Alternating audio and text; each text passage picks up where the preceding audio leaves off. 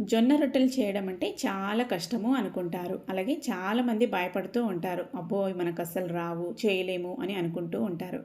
కానీ నేనిక్కడ చూపించే విధంగా గనక చేశారంటే చాలా మెత్తగా, మృదువుగా పూరిలాగా పండ్లు లేని ముసలివారు కూడా తినొచ్చు. అంత సాఫ్ట్‌గా ఉంటాయి. చాలా ఈజీ వేలో ఫస్ట్ టైం అయినా పర్ఫెక్ట్‌గా చేసుకోవచ్చు అని ఇలాగ చాలా రకాలుగా నేను చేసే రొట్టెల వీడియోస్ అయితే మీతో షేర్ చేసుకున్నా.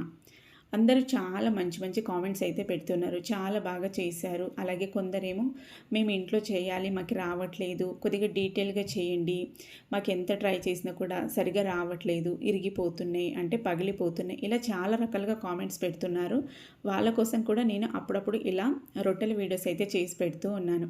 కానీ ఒకరైతే చూడండి, ఒక పర్సన్ ఇలా కామెంట్ అయితే ఎలా పెట్టారో, నేను ఇక్కడ రొట్టెలు ఇలా కొట్టడము వాళ్ళకి ఏదోలాగా ఫన్నీగా అనిపించింది.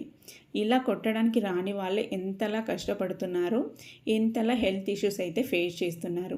ఇలా రొట్టెలు చేసుకొని తింటే హెల్త్ బెనిఫిట్స్ ఎన్ని ఉన్నాయో అస్సలు వాళ్ళకి తెలియట్లేదు. అలాగే కష్టపడే వారికి ఇలాగ లాగడమే చూస్తారు, కానీ అస్సలు ఎంకరేజ్ చేసి వాళ్ళని పైకి పంపించడానికి అస్సలు ట్రై చేయరు. ఇలా నేను రొట్టెలు కొట్టడము వాళ్ళకి వాళ్ళ అమ్మ తలంటు స్నానం పోసినట్టు ఉందంట. ఫన్నీ కదా! తనకిది వీడియో ఫన్నీగా కనిపించిందొచ్చు ఇలా కొట్టడము. కానీ ఇదే వాళ్ళకి కొట్టడానికి అస్సలు రాదు.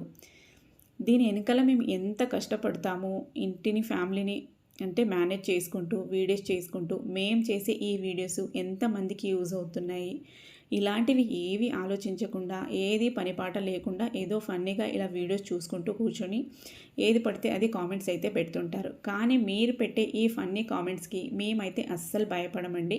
ఎందుకంటే మేము ఒకరి దగ్గర వెళ్ళి అడగకుండా మేమేదో మా కష్టాలేదో మేము పడుతూ ఉంటాము. నలుగురికి సహాయపడడానికి హెల్ప్ అవుతుంటాము. కానీ ఇలాంటి కామెంట్స్ పెట్టే ముందు కొంచెం ఆలోచించి పెట్టండి. Thank you for watching.